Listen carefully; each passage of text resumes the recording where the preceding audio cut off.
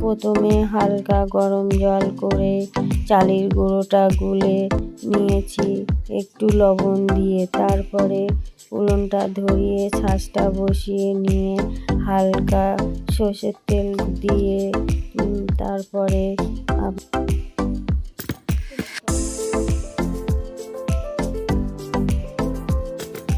এবার আপনারা দেখুন আমি গোলাটা এবার দিচ্ছি। এইভাবে আপনারা দেবেন, তাহলে ভালো হবে জিনিসটা। তারপরে ঢাকনাটা লাগিয়ে দিয়ে খানিকক্ষণ রাখবেন। এবার তুলবেন আস্তে আস্তে।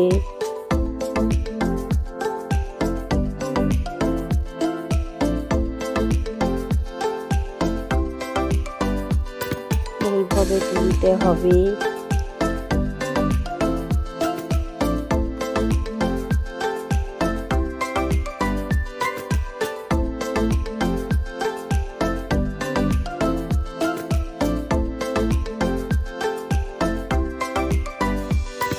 গুড়টা আগে থেকে জাল দিয়ে রেখেছিলাম, তার পিঠেটা তুলে এবার গরম গুড়ের সাথে বেশ খেতে ভালো লাগবে।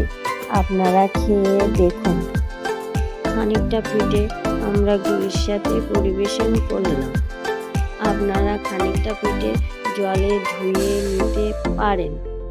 আপনারা এইভাবে প্রথমে দুধটা ফুটিয়ে নেবেন। এইভাবে দুধটা খানিকক্ষণ জাল দিয়ে নেওয়ার পরে ধোয়া পিঠেগুলো এবার গরম দুধের মধ্যে দিয়ে দেবেন। খানিকক্ষণ দুধের মধ্যে পিঠেগুলো ফুটতে দেবেন। সব শেষে খেজুরের গুড়টা উপর থেকে পরিমাণ মতন উপর থেকে দিয়ে দেবেন।